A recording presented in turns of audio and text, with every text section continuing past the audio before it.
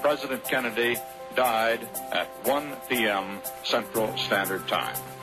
We regard the agreement signed last night and the Anglo-German naval agreement as symbolic of the desire of our two peoples never to go to war with one another again.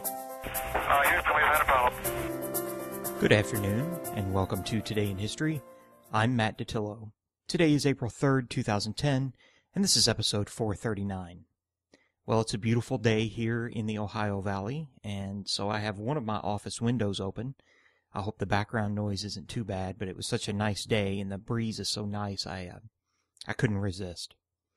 I would remind you that both Mother's Day and Father's Day is coming up, so if you're interested in giving a DVD of past episodes as a gift, please stay tuned at the end of the podcast. Also, if you're interested in making a donation to the show, which of course is done at the sacrifice of other things, I realize, but is always appreciated, please also stay tuned at the end of the show. Today in 1860, the first Pony Express run began in St. Joseph, Missouri. The run's destination was Sacramento, California, a distance of more than 2,000 miles that was covered in a little less than 11 days. The Pony Express proved that vast continental distances could be covered in relatively short periods of time with organization and good planning. The image of the Pony Express rider, young and alone, determined to see his mission through, is still part of the American image of the Old West. The Pony Express was born out of the need to get messages from the eastern United States to California. Between these two areas lay broad plains, treacherous mountain passes, and Native American tribes. Normally, letters and parcels going west were carried by one of two overland routes, or by sea to Panama, where cargo was ported over the isthmus and loaded into ships again for the Pacific half of the journey. Depending on the final destination, delivery could take weeks or even months. The founders of the Pony Express wanted to cut that time down to 10 days. The Pony Express route was divided into sections, with each section being about 10 miles long. The distance was used because it is the distance a horse can comfortably gallop. At the end of each section was a station where the rider would transfer his mail pouch to a new horse and continue on.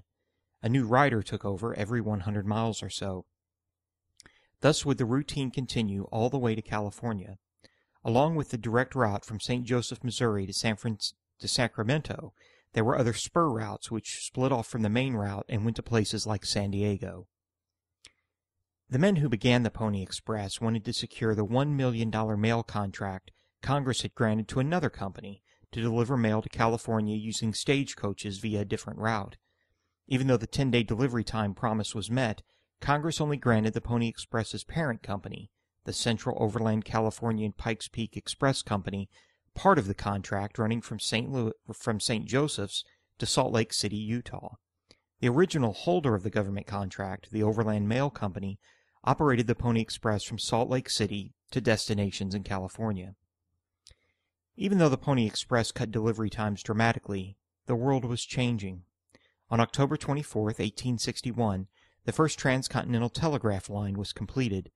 This meant that messages taking 10 days to deliver could now be transmitted coast to coast in minutes. The horse and rider had been outpaced by the electron. Despite the fact that mail cost $5 per half ounce to send when the Pony Express began, a price that would drop to $1 per 1/2 ounce eventually, the service was a financial failure. But by the time the Pony Express service was ended in November 1861, it had done a great service to settlers in California and had shown the best routes across the center of the nation, routes that would, in a few years, be used by the first transcontinental railroads. Well, that's it for the history this afternoon. If you'd like to get in touch with me, please feel free to do so. My email address is mattstodayinhistory@gmail.com. You'll find a transcript of this and previous episodes of this podcast at mattstodayinhistory.com, along with a donation link, which serves two purposes. First, if you'd like to make a donation to the show, which is always appreciated, and secondly, if you're interested in ordering a DVD of all past episodes. The cost for the DVD is $20 U.S. in the lower 48 states and $25 U.S. everywhere else. You can also find me on Facebook. Just do a search for Matt Datillo. That's MattDattilo. I'm the Matt Datillo in the Louisville network. Well, that's it for today. Maybe you'll hear from me again this evening. Either way, thank you very much for staying subscribed, and have a good weekend. We'll talk again soon.